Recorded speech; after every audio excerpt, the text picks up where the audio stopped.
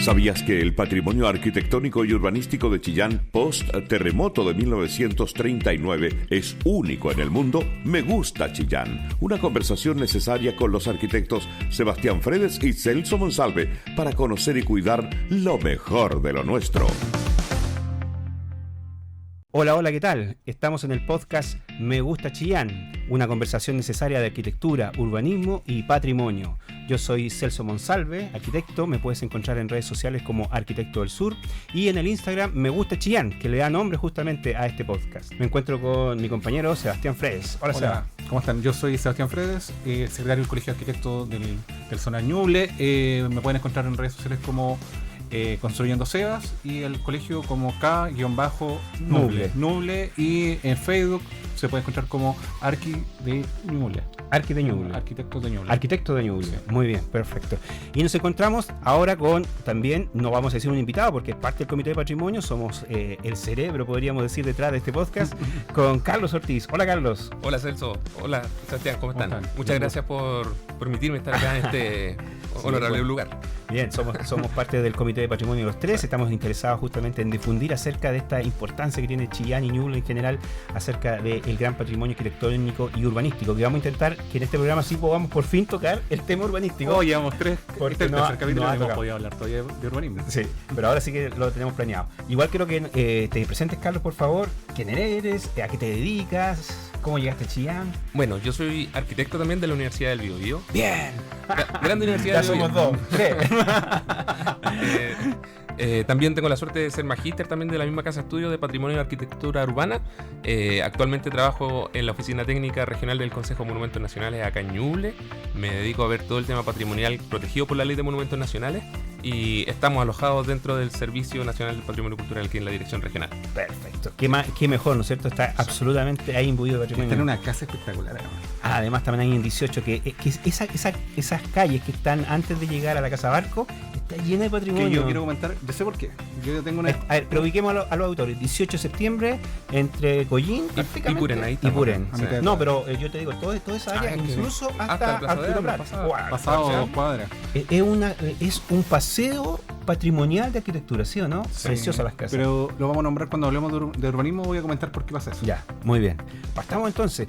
Pero antes de hablar de urbanismo, no es que lo queramos dejar relegado, porque Chillán es súper importante desde ese punto de vista. Queremos igual tocar acerca de 4 viviendas patrimoniales que están protegidas por nuestro plan regulador. Yo creo que incluso alguna de ellas podría llegar a subir más todavía y a lo mejor irnos para el lado de monumentos, pero por lo menos están protegidos por nuestro plan regulador como inmuebles de conservación histórica. Quiero que le echemos un vistazo a un video que tenemos preparado. Yo en la semana me pegué una especie de city tour como el comparín y el profe, ¿no es cierto?, del programa, con el Rolando Fuentes Santana, un joven arquitecto recién recibido también de la Universidad del Biobío y muy interesado, se le ve en sus redes sociales en patrimonio también. Se ve muy motivado. Muy motivado. Y eso es bueno porque los jóvenes quiere decir que también están saliendo pensando fuerte en el patrimonio. La Universidad del Biobío, además que tiene el profesor Cerda y todo el magíster relacionado con patrimonio, así que cracks. Todos los chicos que están saliendo ahí están bañados en patrimonio. Que tienen ahora una cátedra sobre patrimonio en pregrado. Sí, correcto. Sí. Además, ¿sí o no? Sí. Entonces, claro, que ahí donde Lo hacía hace clase justamente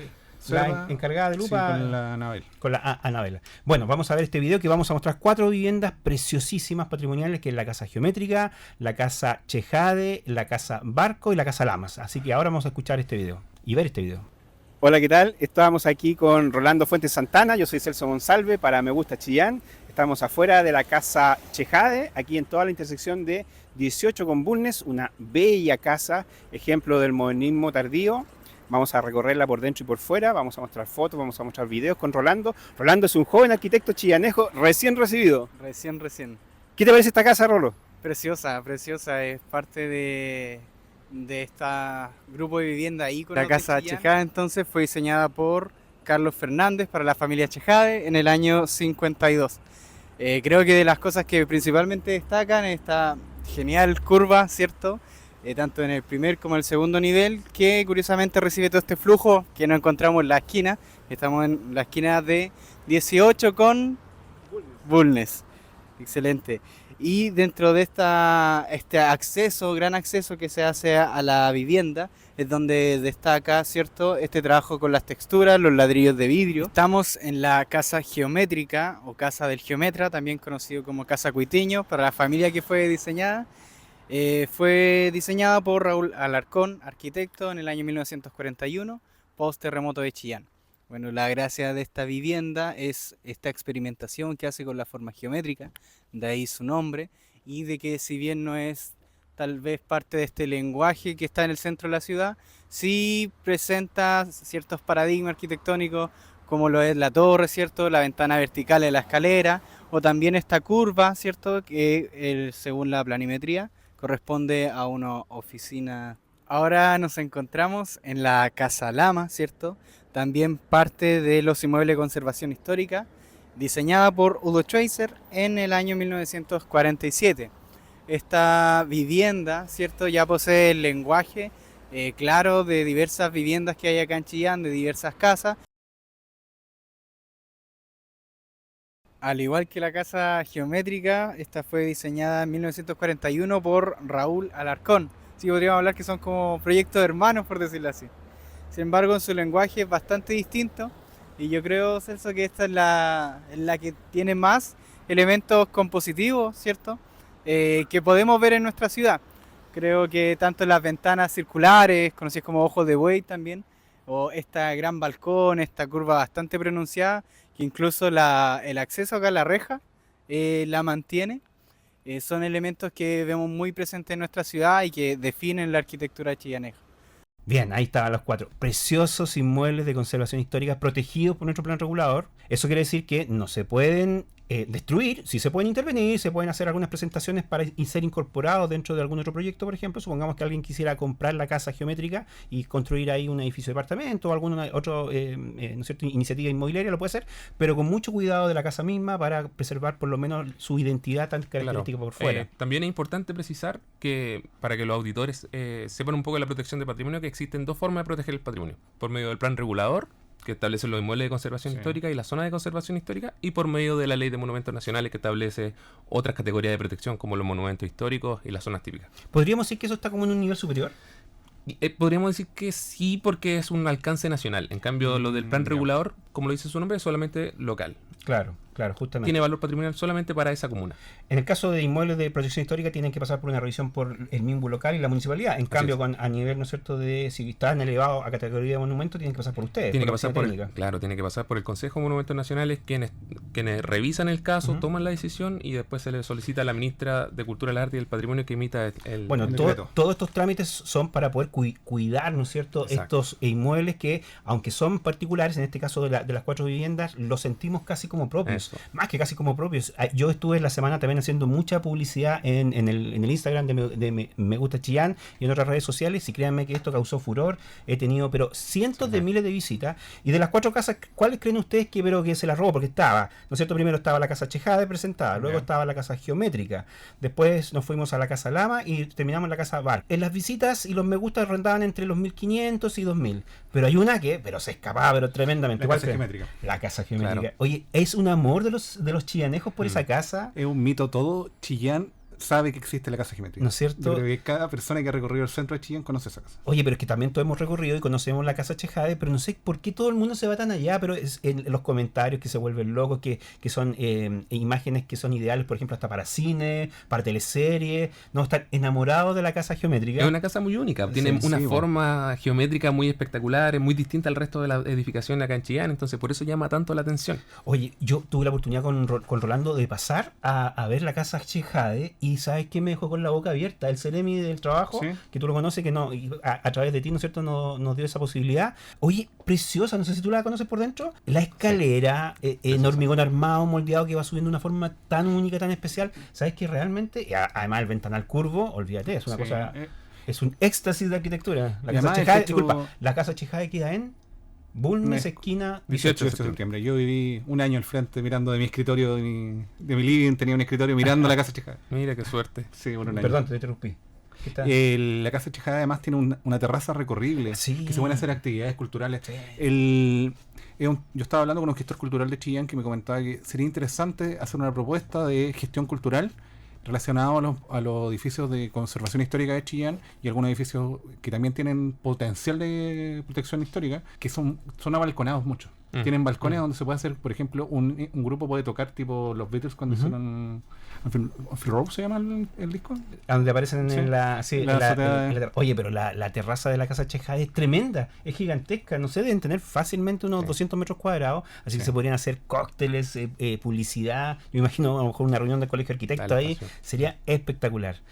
Oye, preciosas las casas, hay que cuidarlas, hay que quererlas. La mejor de todas, en cuanto a cuidado, la Casa Lama. Lejos, está muy bien cuidada. Bueno, está siendo ocupada por la PDI, sí que también, además la cuidan interior y han exteriormente. tenido un cuidado, eso es lo importante de lo que han hecho algunas instituciones en la PDI, un buen caso. Yo creo que uno de las 2 o 3 casos de casas que se han mantenido de buena manera y la transformación ha sido con sentido. Sí, lo que sí hay un asterisco en todos los casos, bueno, o por lo menos la Casa Chejade, que está ocupada actualmente por la Seremi del Trabajo, y la Casa Lama, que está ocupada actualmente por la PDI, son con los accesos de minusválidos, que las rampas lamentablemente dejan mucho que desear. No sé si la han visto. Sí, la hemos visto, pero lamentablemente es una necesidad. Se requieren, pero yo creo que también es necesario pensar un poquito más desde la arquitectura para que no sea tan invasiva con el edificio. Tengo una técnica. Y con esta ¿Cuál es la casa... técnica? Sí, bueno, falta técnica. Falta técnica. Falta técnica. Sí. Claro. Sí, porque No, puede con un poco más de presupuesto puede hacerlo un poquito mejor y resolver. Sí. Queremos pasar a nuestro siguiente tema. Ya hemos terminado por lo menos la parte de arquitectura y ahora queremos pasar a la parte de urbanismo, porque le hemos venido prometiendo a nuestros auditorios que hace tiempo vamos a hablar acerca de urbanismo. Antes de entrar hacia el tema, quiero volver a agradecer a la radio La Discusión, a las empresas La Discusión, a Francisco Martinich, que nos ha abierto como representantes del Comité de Patrimonio del Colegio de Arquitectos la posibilidad de poder estar acá en esta casa tan bien, al tío Mario que está ahí en los controles. Muchas gracias, siempre todo muy atento y todo siempre muy bien acogido por una empresa que se preocupa muchísimo por el patrimonio, muchísimo. Bien, Sebastián, ¿cuál es el tema de urbanismo de hoy? El urbanismo, Chillán siempre fue una disputa después del terremoto del 39. Hubo algunos arquitectos internacionales que quisieron hacerse cargo. Yo creo que ustedes pueden saber quién es. Le Corbusier. Le Corbusier. Le Corbusier. Fue toda una crisis para la arquitectura nacional cuando Le Corbusier planteó que quería hacer el plano regular de Chillán y otro más, parece que era el de Concepción, ¿o no? ¿O el de Los Ángeles? Sí, le habían ofrecido, no recuerdo el otro. Quería trabajar en Santiago también. Sí, no, pero que el de Santiago viene ligado. Le Corbusier, nosotros hablamos mucho de Le Corbusier, que es un arquitecto suizo, creo suizo, sí, que fue el gran maestro del modernismo, que hizo las cartas de Atenas, que generó todo el modelo, la arquitectura internacional se podría denominar. Le Corbusier planteó hacer el plano regular de Chillán y quería venir a Chillán. Él estuvo en Buenos Aires y uno de los recorridos que quería venir a Chile a hacer planos regulares, porque la tendencia de él era también hacer urbanismo, pero un urbanismo bastante idealista se podría denominar, que gracias a Dios no se ejecutó. Yo creo que habríamos sido otra ciudad, una ciudad a otra escala, con edificios en altura brutales, con espacios públicos. No habría estado lo que tenemos actualmente. Y hubo una gran polémica dentro de los arquitectos del país, donde no se le dejó hacer el proyecto, y además él quería hacer estos dos gratis, pero quería después hacer el plano regular de Chillán, de Santiago, disculpa. Hacer el plano regular de Santiago, estamos hablando de otra escala. Claro. Ya era una ciudad de 3-4 mil habitantes, no son los 7 que tiene ahora, pero igual estamos hablando de una ciudad bastante grande, con ya una expansión ya a otra escala. Y el urbanismo de Le Corbusier, como planteaba, es dejar tabla rasa, como lo que teníamos nosotros acá, que se podía hacer, pero pasar por encima de todo y hacer sistemas a escala monumentales, unidades cerradas, donde el área verde, el edificio encima y las megas cuadras. Yo creo que hoy podríamos conversar. Ustedes saben sobre eso, ¿cierto? Sí, bueno, hay que pensar que después del terremoto del 39 la ciudad quedó totalmente destruida. Sí. Quedaron un 3% de edificaciones en pie. Fue el más mortífero por lo demás, que es lo que más se lamenta. Pero es importante mencionar de qué manera los jóvenes arquitectos del momento tomaron la batuta y dijeron: no, nosotros no queremos que venga un extranjero a hacer el proyecto de la reconstrucción de Chillán. Claro. Y la tomaron propia. Entonces yo creo que ahí está el valor también y por qué es tan importante la ciudad. Sí, el encargado fue Luis Muñoz. El encargado de hicieron 2 proyectos. El que tenemos ahora, el presente, el que se ve que fue usar las 12 cuadras que ya preexistían del Gamero, y se remodelan 2 ejes. El eje O'Higgins, que no existía en esa época. La entrada norte-sur de Chillán era por 18 de septiembre. por eso las casas modernas estaban en 18 de septiembre. Ya. Porque era el lugar que tenía más valor comercial de la ciudad, porque era el eje norte-sur. Ya. Y después se cambió entonces a O'Higgins. Exacto. Y además también el perímetro... Exacto, y fue el plano regulador que se ejecutó, tiene una cualidad que se hizo norte-sur, dos ejes en el interior, que fue O'Higgins y Libertad. Libertad no era un eje como existía en ese momento, tenía una importancia, pero no tenía lo que se ejecutó al final. Y se hizo el anillo interior. Sí, permíteme complementar. Sí. Lo que pasa con Libertad también es la importancia del ferrocarril. Exacto. El ferrocarril llegó antes del terremoto, pero cuando hubo la posibilidad de reconstruir la ciudad, se ampliaron los límites oficiales. Entonces ya pasó de ser la calle Libertad a transformarse en la Avenida Libertad con los anchos que conocemos hoy día. Claro. Y son unos anchos especiales, ¿cierto? Tienen una importante cantidad de veredas, áreas verdes, árboles, que la hacen muy diferente al resto. Justamente, proporciones también. Las proporciones. Claro, que son muy típicas de esa.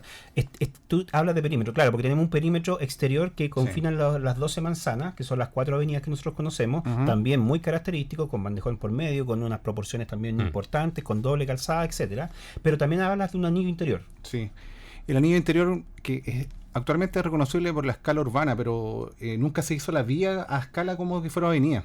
¿Ya? Entonces por eso mismo tenemos estos bandejones donde caben autos, tenemos varios problemas. ¿Pero cuáles son? Es Prat, avenida calle Gamero, Isabel Riquelme, es calle Arturo Prat.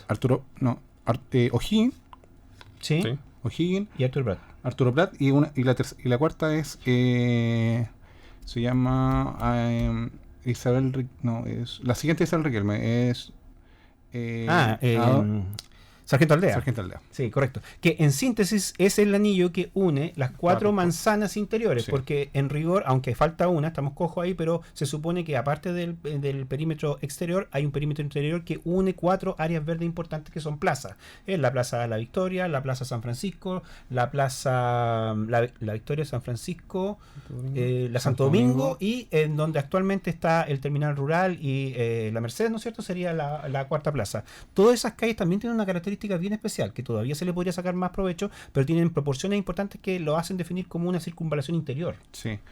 Y remata al medio nuestra plaza central. El proyecto igual eran los edificios públicos, también son más de lo que se planteó, que se construyeron al final. También sobrepasaban un eje central donde iba hacia el norte y el sur crecía y había edificios públicos. Hay algunos, los chicos del proyecto Bicentenario tienen ese plano y había una diagonal también que va hacia el oriente, una diagonal que no se ejecutó. Que se podría hacer que la proyección de la diagonal de las termas, que no sé. Claro, podríamos decir. Sí. Pero bueno, y se van creando pequeños barrios también dentro de este mismo damero que intervienen de cierta forma un poco las manzanas interiores. Estamos hablando de los barrios que se están ubicados en 24 de enero, en los barrios también por el sector de allá de donde están actualmente los tribunales de justicia, que son como pequeños pasajes que van interviniendo interiormente y le van bajando cada vez más la escala para llegar, ¿no es cierto?, a la escala de vivienda. Que ahí pasó algo muy interesante. Como se cayó todo, después del 39, uno de los proyectos fue hacer edificios, casas a los trabajadores de algunas entidades, de los empleados públicos, edificios para trabajadores del tema ferrocarril, para los carabineros, para la Fuerza Armada. Entonces estos barrios pequeños que tú estabas mencionando, uno es para el que tú mencionaste, donde está, que está al frente ahora del nuevo Palacio de Justicia, claro. Era para los trabajadores, si no me equivoco, era para la Fuerza Armada. Era no era para carabineros, era para los militares. Bueno, militares, exacto, militares. Y el que está donde está el sector donde está el retén del carabinero, ¿sí? Y ese sector, todo ese barrio pequeño que es el Riquelme, que va por Bulne, tiene ese eje o ese conjunto pequeño es para los carabineros. Carabineros, ya, correcto. Pero la cosa es que se va conformando, ¿no es cierto?, unidades reconocibles a escala urbana, ordenado. ¿Para qué vamos a hablar si de fuera del damero? Porque después Chillán, en el crecimiento que tuvo, fue bastante inorgánico.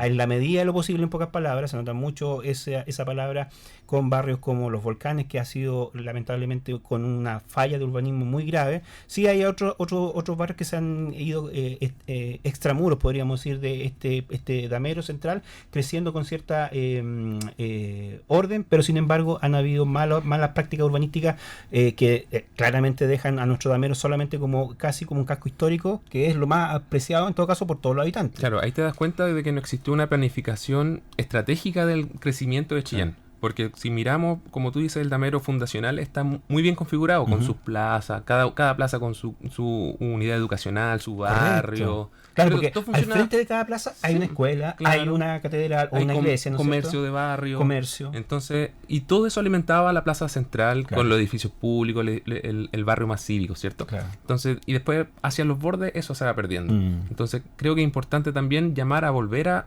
ordenar la ciudad, que también es como arquitectos en nuestro llamado, a lo que queremos aspirar, ¿cierto? Correcto.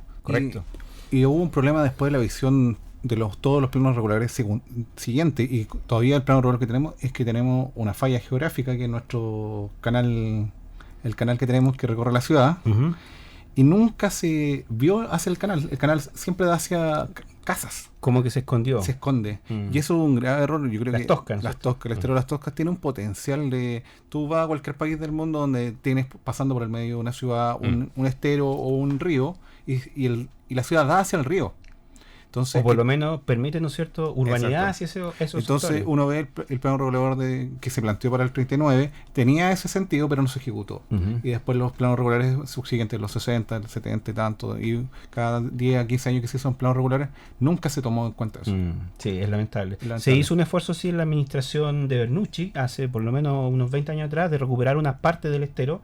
Eran iniciativas que en realidad eran bastante interesantes, pero no se continuaron adelante. Y incluso hasta el día de hoy se han perdido y se han convertido en microbasurales o lugares peligrosos. Pero había por lo menos una idea de rescate que yo creo que la ciudad debería tomarlo, ¿sí o no? O retomarlo. Hablando del plan bicentenario, ellos tienen una propuesta para retomar una parte, que es el lado oriente de este estero, por los Puelches, pasando por los Puelches, tienen todo un plan de restauración de ese borde, y parece que se va a financiar y se va a ejecutar prontamente. Sería lo ideal para poder... Sería lo ideal, porque Chillán tiene ahí, yo creo que más que el Gamero actualmente, como ya tenemos una extensión tan amplia, yo creo que uno de los elementos que une la ciudad es el estero, las Toscas. Y hay que tomarlo como de ese sentido. Y no darle la espalda, porque si le damos la espalda finalmente lo terminamos olvidando, invisibilizando, y con eso justamente se convierte en microbasurales, lugares de mucho peligro, lugares insalubres. Porque si ya lo pone en la vista de la comunidad, como lo que por lo menos ocurrió en los últimos tramos hasta la Castilla, ya por lo menos se intenta por lo menos hacer un poco más. Y el otro propuesta de plano regulador que se hizo, porque fueron dos, el que se ejecutó parcialmente, que fue el que estamos conversando, y otro fue que la mitad de la ciudad, hacia el oriente, iba a ser área de plantaciones. ¿Ya? Como áreas verdes. ¿Ya? Entonces eso no se ejecutó, era más un concepto, quedó como conceptual. Estos arquitectos jóvenes que estamos conversando, que llegaron después del terremoto, como una semana, vinieron en avioneta porque no había tren, se cayeron los trenes, no quedó línea. Para acá vinieron con Pedro Aguirre Cerda, con Jorge Aguirre, sobrino de Pedro Aguirre Cerda, y 24 arquitectos y estudiantes de esa época. Y una de las funciones importantes que hay que recalcar, que una de las formas como se logró que se ejecutara tanto arquitectura moderna en Chillán, es la Corporación de Reconstrucción y Auxilio. Correcto. Claro. Ella duró alrededor de 15 años y después, para los años 50 y tanto, se unió con la Corvi. Para que ustedes sepan, por eso nosotros lo conocimos como arquitecto. Fue un periodo de alrededor de unos 50 años, de 10 años que tuvo usted. Era una institución del Estado, ¿no es cierto? Estado. Claro. Esa institución dependía nace desde la Corfo. Sí. Y hay que pensar que la Corfo se creó en abril del 39, entonces unos meses después del terremoto. Claro. Entonces, todo fue coincidiendo para que esta institución tomara la batuta de la reconstrucción de la ciudad. Cuando el Estado quiere liderar emprendimientos, podríamos llegar a decirlo, a esta escala, claro que las cosas resultan bien, ¿no es cierto? Yo creo que ese es el sentido que nosotros queremos, que, aunque no tenemos absolutamente nada en contra de los privados, pero cuando hay desafíos de esta envergadura, el Estado puede tomar la rienda y puede conducir a la ciudad. Y ya hemos visto que después de dejar estas 12x12 manzanas impecables, con un urbanismo tan destacado, tan bonito, tan ordenado, después se le entregó de cierta forma a los privados que siguieran con la urbanización, y vemos lo que quedó, ¿no es cierto? Que es un desorden tan, en algunos casos, tristes, que desconectan el centro con la periferia. Que igual tenemos que entender que el siguiente anillo que se ejecutó en Chillán fue por Tomás y parques antiguos que habían.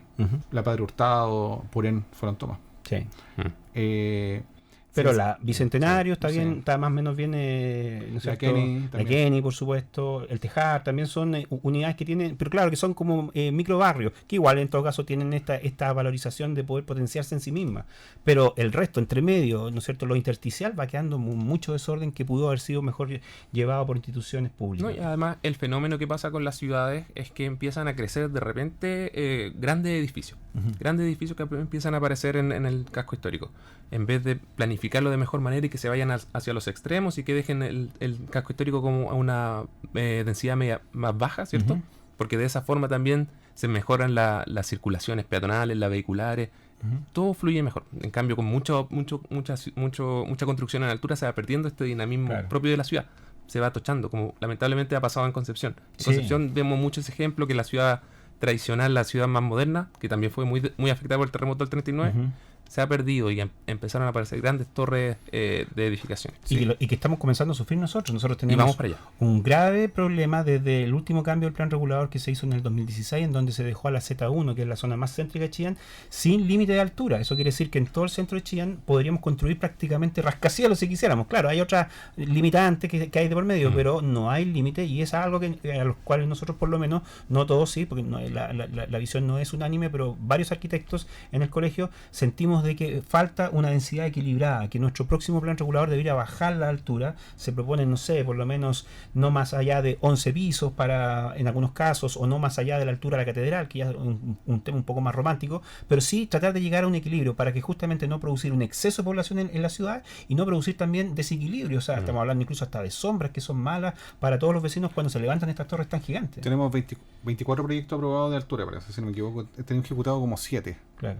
No estamos en contra de que no se construya en el damero. Ojalá se pueda construir, pero hay que hacerlo con cuidado. La densidad equilibrada, una altura medible, ¿no es cierto? El trabajo con el espacio público deben ser considerados en el próximo y en el futuro plan regular. Claro, ¿sí o no? y esto es muy visible porque, de hecho, al pasar por 18 de septiembre, donde está el edificio nuevo en altura, uno siente una ventolera que Sí. pasa por ahí, un túnel Sí. de viento que se genera por este gran edificio. Por los cambios de temperatura. Los además. conos de sombra Los conos también. de sombra son muy patéticos actualmente.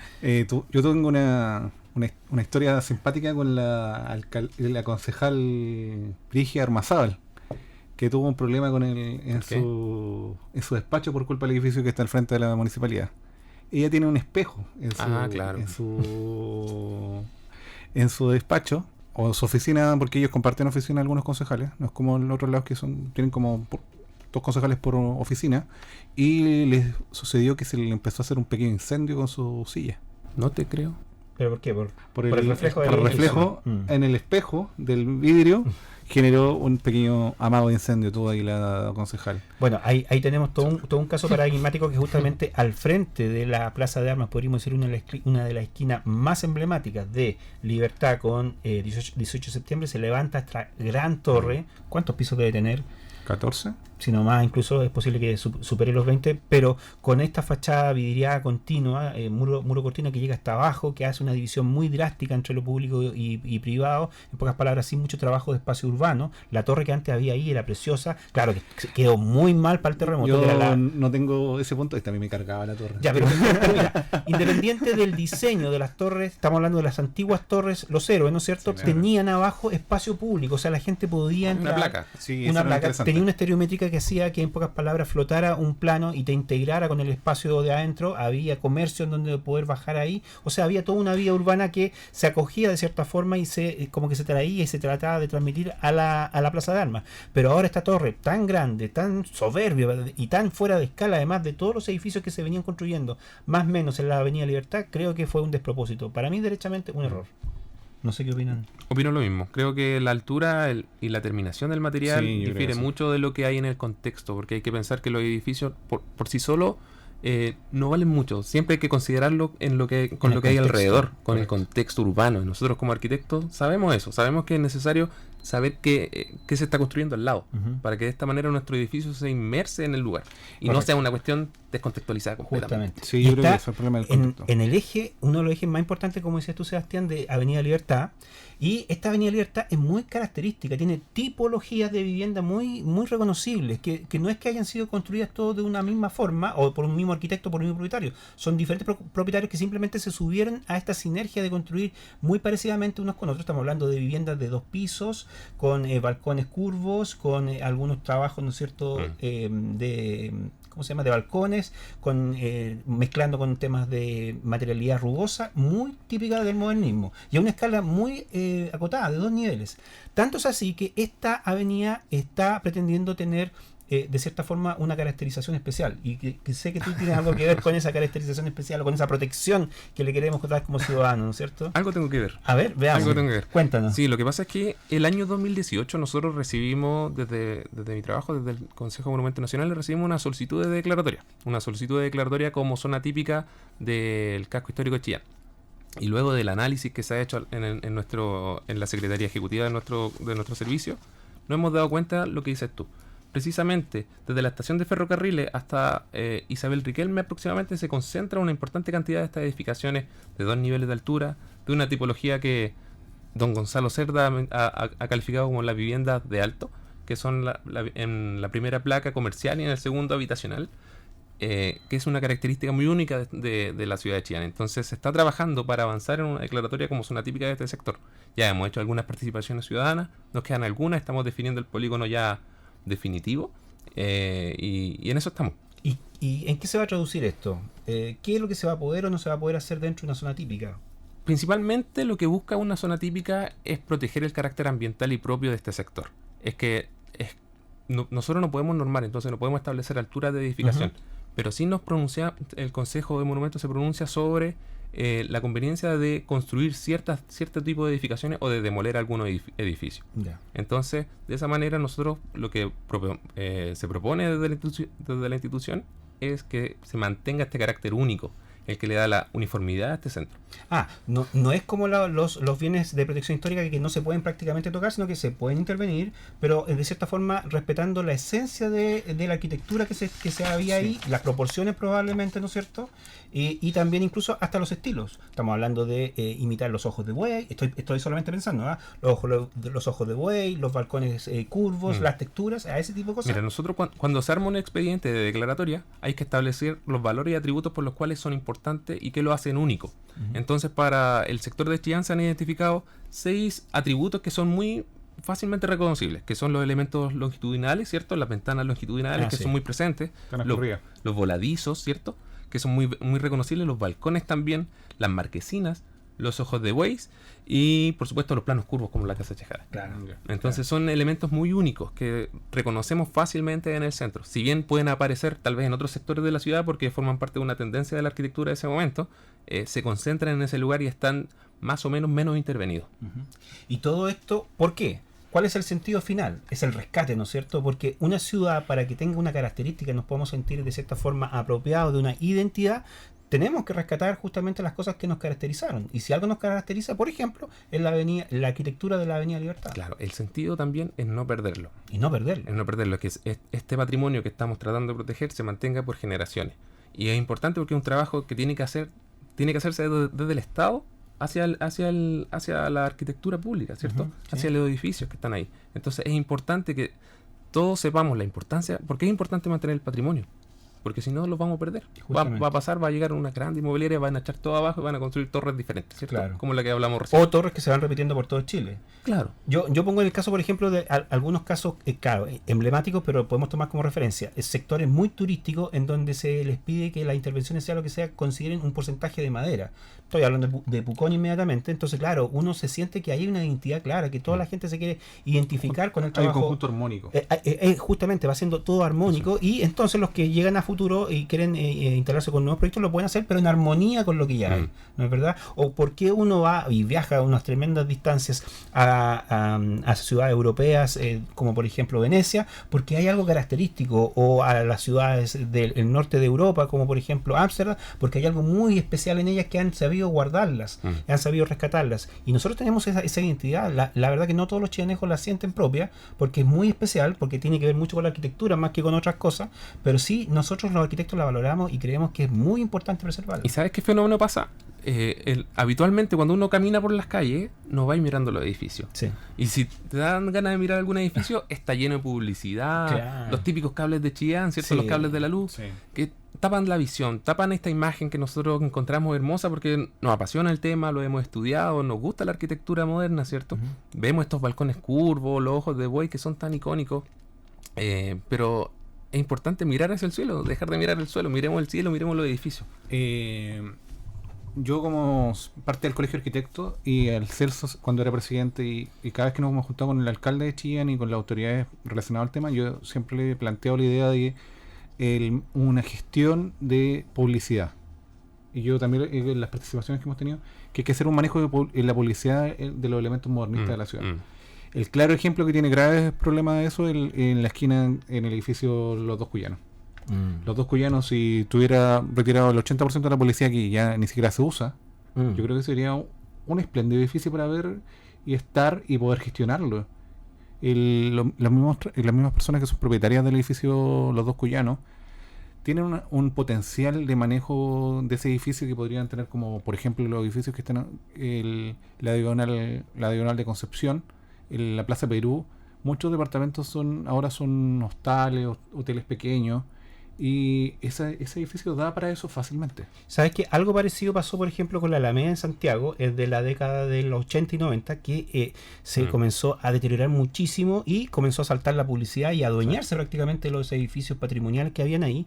Y luego, en el 2000, yo recuerdo muy clarito, cuando estaba todavía en la universidad, fui a visitar Santiago y vi un cambio rotundo, porque sacaron toda la publicidad y los edificios patrimoniales saltaron, era como, no sé, como una fiesta arquitectónica. Además que yo ya estaba estudiando arquitectura, entonces claro, estaba mucho más interesado en verlo. Yo creo que hay una calle que tiene mucha arquitectura moderna secreta, que yo le digo, que es 5 de abril. En 5 de abril, todo el eje 5 de abril hasta Prat. Lo que veíamos en el Visitur el otro día.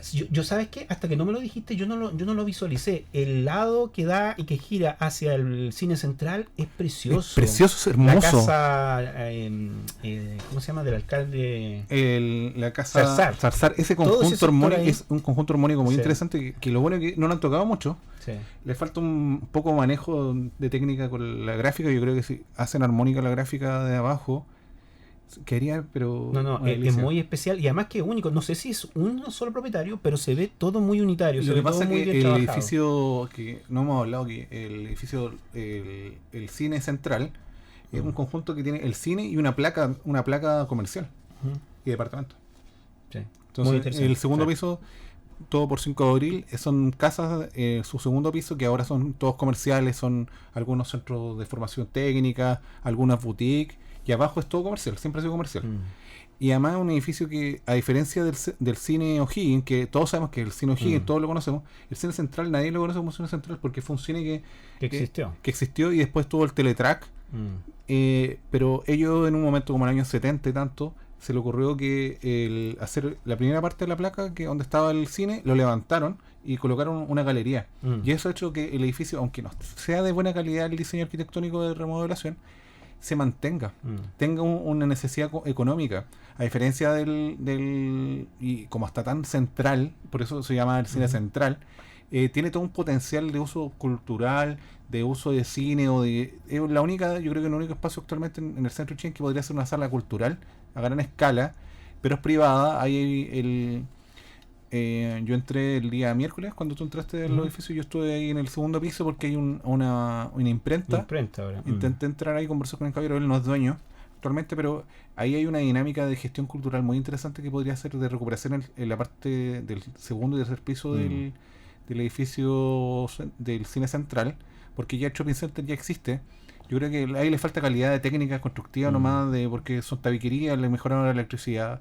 Y para poner en valor la importancia que alguna vez tuvo en nuestra ciudad todo el tema de teatro y cine. Porque está el cine O'Higgins, por supuesto, que es parte de los inmuebles de protección histórica, pero también el cine central, ¿no es cierto? Sí, y además otra cosa que pasa con los grandes bloques de edificios que hay en la ciudad es que como están loteados tienen diferentes dueños, se notan las diferentes manos, diferentes tipos de mantención, y de repente vemos un gran volumen que se ve hermoso, pero que hay unos 2 o 3 que están muy mal intervenidos, otros que no están con nada, otros que están con mucha publicidad. Entonces se pierde la unidad del gran edificio. Aparecen como muchos bloques diferentes, y ahí también se va perdiendo un poco esta imagen uniforme de la ciudad. Hay falta de liderazgo, entonces. Falta también conocer a los fondos que se pueden postular, porque como estos inmuebles, muchos de estos lugares están protegidos ya sea por el plan regulador, como inmuebles de conservación histórica, pueden postular a los fondos del patrimonio. Están disponibles los fondos del patrimonio para postular, entonces hay que revisar en qué consiste, hay que ver cuándo se abren, ¿cierto? Para poder estar atentos a esa información. Y yo creo que nosotros como colegio de arquitectos podemos hacer esa gestión. O de asesoramiento y de difusión, que podríamos hacer. Oye, antes de terminar, Carlos, y agradecerte por haber venido a compartir aquí con nosotros, hablar acerca de justamente los monumentos de nuestra región, porque tú estás relacionado ahí con monumentos, con el servicio del patrimonio. ¿El servicio de patrimonio? Que depende del Ministerio de Educación. Perdón, de Cultura.